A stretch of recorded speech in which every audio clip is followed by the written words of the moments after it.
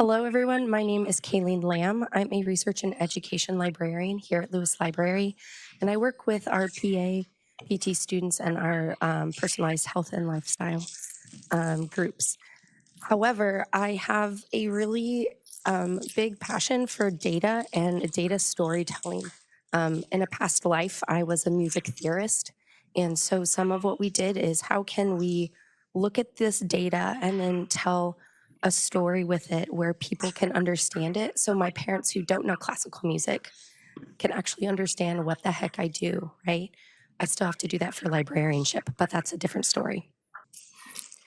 So these are the objectives of today. But more than what we're gonna talk about for like defining data visualization and looking at some design best practices and talking about how you um, show data in an ethical way. Um, I really want this to be, like I said, kind of a conversation between all of us as we explore data visualization and data storytelling. So, just to get us all on the same page, what is data visualization? Very simply, it is the visual graphic representation of data. So, whether your data looks like something like this or it's notes on a page of music, we want to be able to tell our audience something that they are more able to understand, right? We all have a story to tell. And so I'm going to harp on that a lot today. So, speaking of stories, this is something I like to do, so just humor me here. Um, Anybody know about Jon Snow and the Broad Street cholera epidemic? You do? A little bit. Okay. Do you want to share what you remember from it? I just understand that it was like very contaminated water that people would use, and I think he kind of found out that it was like the water was like the source of all of this, and he like kind of cleaned it out. Beautiful. Okay, yeah, that's really, really close. So, if you don't know anything about Dr. Jon Snow, he's one of like the lead, like he was an epidemiologist in like the 1850s. Okay, so I'm going to paint a story for us. Put yourself in 1854. We're in Soho in London, England. There's a lot of people in your neighborhood. Like you got like lots of people living on top of each other, and they don't have sewer systems that reach Soho yet. So what would happen is you would have human waste, and the human waste would go into cesspits, and the cesspit would either be under your house, in front of your house. And when these cesspits overflowed, the London government just decided to dump things into the River Thames. So the River Thames itself, a water source for life, was very contaminated. So that's the setting that we're in. We have our characters are Jon Snow, cholera, and hundreds of people who died. So in August, this woman has a baby and she washes out the diaper because they didn't have disposables back then, and she dumps the dirty water into the cesspit that ran in front of her house. Well, unbeknownst to them, that went into there was a leak in the one of the street pumps, right? And so by the time the baby died, over 127 people had already contacted and died of cholera as well. They said in a 250-foot radius, over 700 people died in this cholera epidemic. Jon Snow said it was one of the worst that had ever happened in London of all time. So at the time, science had two different ways of talking about cholera because they had cholera epidemics before, but one was like, hey, decomposing matter, it's being passed through the air. And Jon Snow's like, nah, I think it might be from contaminated food or drink. And so he starts to investigate the water companies and notices that, hey, a lot of stuff is happening around this one sort of pump. And it's on Broad Street. So this is Broad Street pump. You can kind of see it in this visualization. It's like right here. But you can see the number of people in that radius who like died of cholera because they would go to this very clean pump. And so the epidemic kind of like peters out, and he starts to gather this data and starts to make a case like, no, maybe cholera is actually is passed from contaminated food or water rather than from like breathing in. So he didn't convince people overnight. I'm not going to say like, and now science was changed for all of eternity. But within like the next 30, 40 years, people had ideas of how cholera actually happened. And so I tell this story because Jon Snow didn't like make some observations and plot some things. This is a really easy way of showing like, hey, something is going on here at this one local place. And so what we do with data visualization can be very, very impactful, and it can change. The pulse of what you're wanting to convey to your audience needs to be your why. So this is the thing that's beating in the background, that you keep in mind. So what story are you wanting to communicate? And then how can you do that in an ethical way? And here I really want us to think about our audience. I know a lot of you are like scientists and you're like scary smart. But when we are trying to tell our audience, whether those are other scientists or a layperson like myself, you want to be as clear as possible with your messaging. So one of those is reducing cognitive load. So people shouldn't have to spend a lot of mental energy to understand whatever graph they're trying to read. So this means clear designs, clear messages, and getting rid of some of the decorative fluff that you might think is really fun. So we're going to talk really quick about graphical integrity. Graphical integrity is essentially what it sounds like. So there's a guy named Edward Tufte, 1970s and 80s. He's done some books. He's a leading statistician in the United States. And so he writes this book that talks about, hey, how do you take your data and how can you tell your story and not mislead people? Because I'm sure we've all seen graphs and been like, what is up with that? So we're going to go over the next, his 6 principles for graphical integrity, and then we're going to be interactive. Okay. So the first one is keeping proportions real. This seems like a very simple principle when we talk about graphical integrity. This essentially means like if a number doubles, your visual should also double. However, we have 2 visuals here. We have proportions based on radius and proportions based on area. And this is a fake graph that I created, and it's points scored by each team. Very interesting label there. But light blue team scored 24 points. Dark blue team scored 12 points. Which graph is more correct for proportion? Is it the one based on radius or the one based on area? Based on area? Yeah. Hands for area, hands for radius. I think. Okay. So technically, it's area. So the graph that shows like the one with area is the correct graph. Okay, so imagine this. The human eye does not perceive like angles very well. And so why we do like circular graphs and like pie charts, why everyone's in love with a pie chart, I don't understand. But throw in like if this was a 3-dimensional object, right? So you have a tiny house, right? And you want to say, oh, housing prices have really increased over the past 10 years, and they've increased 3,000%. To graphically display that with integrity, you would need to think about volume, not just height, right? So whenever you're doing scaling, you make sure that you do it correctly, no sneaking. The second one is labeling clearly. And this also seems very like intuitive, right? You want labels on your graphs. However, those labels should be very clear. Your scales should actually have like rhyme or reason why you're doing something along the x-axis. And then put any notes that's going to help a person with as like a least amount of words as possible. So you want to, again, reduce your cognitive load for your reader. And so why we want like clear labels and scales, you don't want to have to like look at a legend and look back at the graph and try to understand what the legend says and then look back at the graph to make to understand the point that the person is making. The other thing is like labels along the bottom. If they're really long, no one wants to like tilt their head to read what the heck you're talking about. So just like make it horizontal, man. It's pretty simple. But The clearer the label, the better your story is going to be told. So here's another graphic that I did. It's a bad one. It's meant to be bad.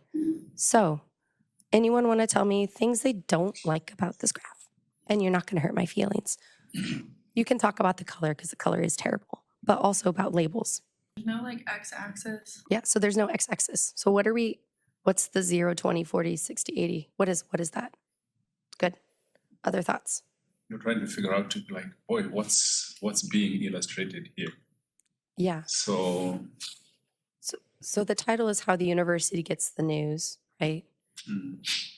So not a great graph. Here's something that might be a little better, okay? So above, how a certain university gets the news, understands, reads the news. If you look on our y-axis, everything is pretty much the same, but you've got like online news sites versus social media, right? What does online mean? What does social media not mean? And I don't know about you, but putting labels directly within the graph makes it a whole lot easier being able to see, 38 people get their news from students get their news from their friends. So having clear color contrast, which we'll briefly mention, but also just like labeling, and you can say, oh, look, 30 people read the newspaper still. That's an interesting fact. And if I did better, this would be like over like a month or something along those lines. So this could be a better graph, but it does give you the number of survey responses. Another graphical integrity is to show the data, not the design. We kind of briefly talked about this. You want to avoid any sort of tricks that draw your audience away from your actual data. Some people even talk about if your data is not that difficult to understand, put it in a table. Like sometimes a table is easier to interpret than a really bad visualization. So things that can help distort or give some pizzazz but can make a misleading graph include 3D effects, visualizations that are like rotated. If a bar chart has like rounded edges, so you don't exactly know where it lands. People use color, but it doesn't mean anything. And then people will sometimes just put like pictures of people and stuff on their graph, but it doesn't actually tell any story. I did skip the distorted axis because I wanted to show you this is the same data between both of the charts, but one looks like the line increase is a whole lot more than the other because I distorted the axes. So how you choose to represent even the same data can look very different depending on how you put your visualization together. This is a similar one. Use your standard units. So if a dollar in 2026 is different than a dollar in 1926, like I shouldn't have to say that, but you would want to change the pricing for inflation when you're talking about money, and then you want to be consistent in any sort of chronology, and then use appropriate units. So if you are doing a presentation to a bunch of Europeans, maybe use the currency or the units that they use rather than what you may be used to. Okay, so I grabbed this data from the Texas vital statistics data, and this is drug deaths in 2023 by the 5 most populated counties. And then here we have Harris County had 971 drug-related deaths in 2023, and Travis County had 337 deaths in 2023. Depending on your story, so if I'm a mom, got 2 toddlers, and I don't want my kids around the drugs, right? So if I was like, hey, where's the safest place? Where should I move in Texas to keep my kids away from drugs? You might look at it and be like, oh, Harris County's really bad, right? They had the highest number out of all of Texas counties for drug-related deaths. But then if you don't, like, Harris County has a whole lot more people than Travis County, right? So when you start to change the unit for adjusting it for like population, how many people live in Travis County and what is like the percentage of, so 24.7 people or percentage of people of the population in Travis County, those people had died from drug-related deaths. So actually Travis County has more drug-related deaths per population unit than Harris County does, even though Harris County has had more. So if depending on the story that you want to tell, right, you can get two different, very different ideas from the same data set. Match your dimensions to your data. 3D charts should be interactive. Don't use them unless you have to. It's way easier to see the one on the right versus the left. And then finally, you can create context. You want to create context, but you don't want to create misleading context. And you can do this by like choosing specific time ranges, giving kind of odd perspectives, or burying the data. So here's an old one from our friends at Fox News. And I would like your opinions on what makes this maybe not the best graph. We've got southwest border apprehensions. Someone's trying to make a point. Understand that. They're telling their story. They get the data from US Border Patrol. Probably a good source. Size of the bar, it looks like double the size, but the number is just like 2,000 people plus. Yeah. So that's great. So the bar size looks way different, right? Looks like they really did a good job in 2013. Anything else that anybody notices? The lowest number on the graph is like 155,000, so you cut out all of the area of the graph that's representative of the number. Excellent. Yes. So we didn't talk about it, but he caught it. So they have broken the split the y-axis, and they started it on a different level instead of starting it from 0. So if you ever look at something, you're like, what is going on with this graph? Definitely check where they start their scale from, because that can be a really easy way of saying, oh, this is kind of misleading. The other beef that I have, I don't know if anyone caught it, but the time frame is October to April, and I don't know what that means. Why are we doing October to April? Why not the whole year? And so is 2011 like October 2011 to April 2012? Is it April 2011 to October 2011? I got some questions. I don't know, like it's not like a specific quarter, like quarter 1, quarter 2, quarter 3. So I don't really know why that time range. So all in all, not the greatest graph that I've ever seen. Okay, so we've talked about how to display your data with graphical integrity, and now we're going to talk about just general design principles. There's 3 that I'm going to talk about today. There are a ton, and I'm going to talk about resources that you can use going forward. But essentially, you want to choose the correct visualization for your data, right? If you choose the wrong thing to begin with, you're kind of cutting yourself off at the knees. The second part is we're going to declutter our design. And then the third part is we're going to make sure that we're very careful when we choose our colors and fonts. So common chart types. Anyone, hold on, go back. Anyone want to guess what the most common chart types are? Pie chart. Pie charts are very popular. Just the graphs. Yes, what kinds of graphs and charts are the most popular? Charts. Bar charts. And we're missing one. Our good friend, the line chart. We'll talk about him in a little bit. But when you're choosing your chart, again, we're going back to the how can we convey our story to a person in the easiest way possible. And so there are lots of different kinds of data that you'll do. There's comparison data, bigger, smaller. So your bar chart would be something you want to use there. You have your trends, how things change over time. You've got distribution charts, which histograms are really great for trying to find patterns in data.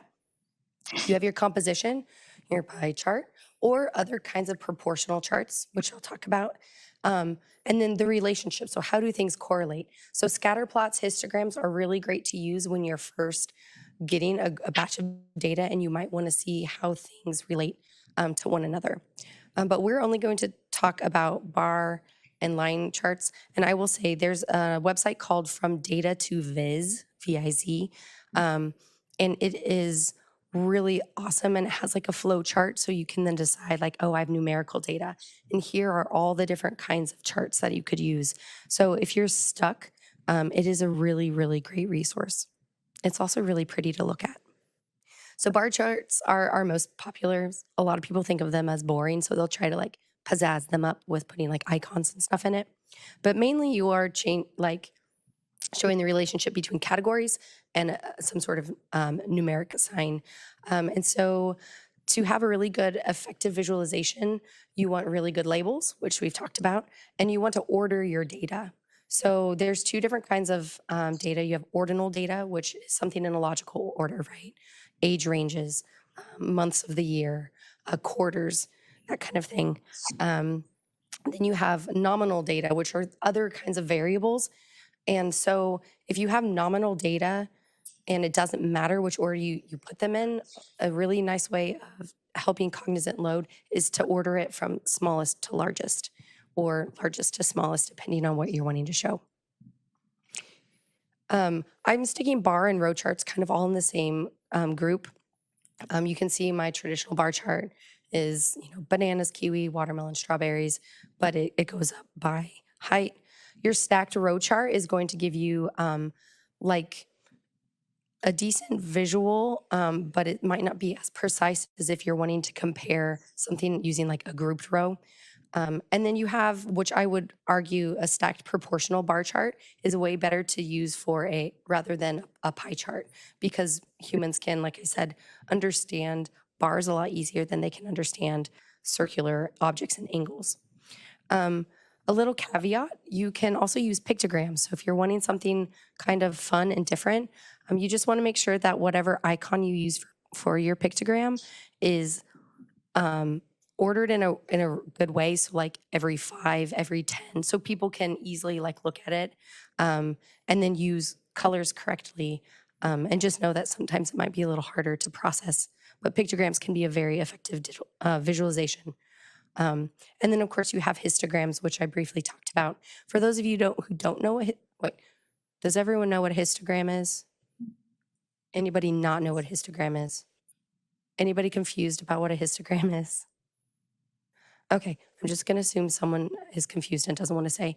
A histogram essentially are like containers. So if you had multiple data points, so on this histogram here, I had 3 data points that went between 0 and 2. And so it kind of just puts it in a bucket.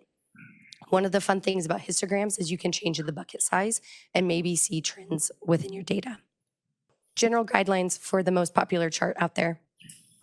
That's Kayleen's percentage of most popular chart. I don't have that as an actual statistic. But you always want to start your axis at 0, right? He caught it earlier. It avoids misleading your audience. Anytime you use labels, you want to go horizontal if it's too long or there's too many categories. For some reason, we're able to kind of like look through a list really quickly, a lot better than like trying to scan left to right when it comes to data. Use one color unless it's a grouped or stacked bar chart, or you really want to make a point, right? And then arrange your bars. If there's no logical order, arrange by size. And then grouped or stacked bar charts should have at least 3 different variables that you're comparing. Line charts, when you want to use line charts. This is mainly when you want to show trends over time, right? And it has to be time over the same sample. You can't just like pick and choose which samples you want. The time should also be continuous. So if you're like, oh, I just want to see sales at Macy's in December every year and see how they stack up, don't use a line chart. Something like a bar chart would be better and less misleading. Line charts are best when the lines are actually distinguishable. And so you want to be very careful about how many lines you have, what colors you use, what your scale is, those sorts of things. And then line slope should represent the trend size. So this means that you don't necessarily have to start your axis at 0 for a line chart, but you still want to be honest with your labeling. So here's some different like versions of line charts. You have your traditional, some people do connected scatter plots if they really want to drive home where those changes are in a line. Your multiple line chart, you don't want too many. First off, if you can get rid of your legend and just label your actual line, it makes things a little easier. But the more lines you get, the more it's going to look like what they call a spaghetti chart. And nobody knows really, like it's really hard to find information there. Area charts are very similar to line charts. It just uses a full color, so it might help the eye see a little bit more. And you can have stacked area charts. Most of these are really interactive, and that's a lot of fun. So if you're wanting to show trends of lots of different, like the one that's on the screen is popularity of American names in the past 30 years. So you could see how like Ashley has changed over time. I will say dual access charts, some people really like them, but it gets really, really confusing for the learner. So that's essentially when you have two Y values, and it's essentially telling you like this color, look at this scale, and this color, look at this scale. But it gets really confusing and could be misleading because where the lines intersect, like, oh, they had the same like GDP at that time when they might not have. So access doesn't have to start at 0, but generally, like a rule of thumb, your line should take up about 2/3 of the chart's height, unless you're wanting to show like a long progression, right? Because line charts are all about chronology. So if you wanted to zoom in on a certain part, say like the last 10 years, you just want to make sure that you are being careful with where you start your y-axis and where you end your y-axis. So you can see those trends, but still be ethical. Use multiple lines if there's multiple categories. Try to stick with less than 5 lines and then use color to distinguish them. These lines should also be solid lines. I've seen like dotted lines or like dashed lines. They should be solid. And then avoid your dual axis charts, which I talked about. Okay. So there's this really cool thing called data to ink ratio. Has anyone ever heard of it? This is again Edward Tufte, and he essentially says if you had to print this at a printer, most of your ink should be on your data, not on your design or your decoration. And so he also calls it like chart junk. And here's like a little GIF, right? So wait till it starts again. This was real popular, this look in like 1990s, early 2000s. But as you start to remove different parts of your graph, like shadows, 3 dimensions, if we're simplifying our access, if we're doing better labeling, right? We get rid of colors that don't matter. We remove any extra lines. That's a very big difference between that graph and that graph, right?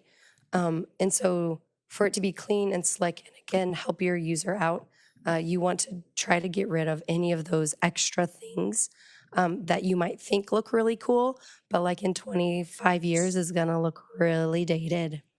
So we'll talk very briefly about color and font, and then we'll do some questions, and then we'll do some like bad visualizations in the wild. So when we choose color, color comes with subliminal messaging, whether we think about it or not, right? So here, Western culture, red, things are bad. It's danger, right? Stop. I married into a Chinese family. Red is very lucky. It's prosperity. Here's some lucky money. Do you want to wear red on for your wedding dress? So depending on what color you use, you can be sending a different message and not even know about it. Other ways that you can do color, like bolded, really wants you to stand out, right? Green usually means good, right? If you see a map and they have blue on it, you automatically think it's water. So everybody comes with preconceived notions, and so use those colors and those notions to effectively convey your information. Generally speaking, when you are creating a visualization, you want less than 6 colors and then be consistent. So if you have multiple graphs that you're doing and you say hospital 1 is in blue, hospital 2 is in green, and hospital 3 is in yellow, at the next graph, hospital 1 should also be blue, and hospital 2 should be red, and hospital 3 should be yellow. So you want to be consistent across all of your visualizations if you're looking at the same kind of data. Other things we want to be careful of. Again, we're keeping our users in mind. You want to check for accessibility. All of our friends don't see the same way that we do. And so using things like high contrast colors, using fonts that are easily readable, things that don't have overly fancy. And I know this doesn't really happen very much in scientific, like graph or chart creating, but you might want to be like use some italics to highlight something. Maybe use a bold instead. But we want to be as nice as possible for our entire audience. There are lots of different tools online, contrast checkers. You can also just Google things like color schemes that work for people with color blindness, and they will give you all sorts of different like hex codes that you can do to change your colors. Another thing that might be helpful to look at, and we're not going to talk about it a lot, but is the Gestalt principles of design. And that's essentially saying like how the human eye perceives things, right? So use bright colors if you're going to highlight something. If you want to push back some information, if you really want to highlight what the US is doing versus the other countries in the world at the Olympics, then maybe focus, only do a color for the United States and put everything else in grayscale. And a really great way of seeing whether or not something is accessible is whether or not you could print it in grayscale and still understand your graph. So let me stop and ask for questions if anybody has any questions on the things we talked about. Mine is not a question, it's actually a comment. Okay. That before we came here, we were looking at one of the graphs that he made, and for the information that he was representing complete, it was in red. And they were like, no, you cannot do that. So I'm just saying it kind of confirms what you're saying to say generally when you're looking at red, it's like, okay, it's supposed to be probably incomplete or bad or something like that. So Yeah. colors definitely matter. Well, thank you for throwing him under the bus. Do you want a rebuttal? But I actually told him the reason why, because I'm more like a French guy, and French people, we see red as a royalty. So I love red. So it was my chart, not his. That's true, but who's your audience? Thank you. So I'm not going to take sides in this dispute, and we can talk about it later. But just again, the pulse behind your data, right? We're wanting to tell a good story. How do you tell that story? So we're going to look at a few bad ones, and then we're at 12:46, and I really want to ask you guys a survey, and I know you probably are all like super survey fatigue, but it's how I improve myself. So I want to make sure we have time to do that and then answer anything else that you all might have thought of, okay? But first, let's look at some of these in the wild. I will mention I got all of these graphics. There's a Tumblr, because Tumblr was once a thing. It's called Bad Visualizations, and it is great. So if you are just, have lots of spare time, check it out, because there's some doozies out there. Like this. So these are like your bar charts, right? I want to give a little more pizzazz. I want to show something a little more interesting, something that's eye-catching for my audience. What's wrong with the average female height per country? I'm not going to ask what's right, because there's not a whole lot. Look at the size of the illustration. It's like, I think that's most similar that he told earlier. We don't have the zero, so the scale is not properly. Reflective. Yeah, it looks like Latvian women are like huge, right? And Indian people are very small. When really it's a 5-inch difference. 5 inches, right? Bad visualization. Also, all the colors. What does the color mean? Why is South Africa the same as Latvia and Australia the same as Peru and Scotland and India? And also, why did you choose those countries? Like, I've got questions. Okay, moving on to the next one. It's cricket. I don't play cricket, but apparently cricket people are really bad at visualizations. This is specifically focusing on this Russell guy, right? Any sort of comments about that visualization and why I may hate that one too? The numbers and the plot doesn't match properly. If you look at 33, it's pointing at 50, but you know, what are they looking at? Are they looking at the height or, you know? Yeah. So we've got this guy swinging the cricket bat. Is it a bat? I don't know. So he's swinging the mallet, and like, so are we looking here? Are we looking at the size of their head? So yeah, this one's super confusing. Okay. What about this one? This one's really fun. It's a stacked bar chart. Distribution of world manufacturing. Their point is self-sufficiency gave way to shifting patterns of dominance in global trade, which is a mouthful. No order to the years. No order to the years. Thank you. We go from 1750 to 1800, and then we randomly stop at like 1913, 28, 38. Like what? Did something big happen in these years? And why are we only focusing on those? Other thoughts? Even just the colors, What's wrong with the colors? way too many. It's actually confusing to try and read in order to get the information that, that you want to get. So, like even if you look at, let's say, sub-Indian, which is dark green, kind of like, like weighties and the different, it's just, very confusing. Yes, go ahead. It's hard to tell whether or not it's stating that, for example, United Kingdom is at 100 or actually just 20. If it's like that whole bar or just a section, I feel like, the point could be illustrated a lot better with like a line or a plot. Yeah, I think this could use a lot of help. It is like a percentage.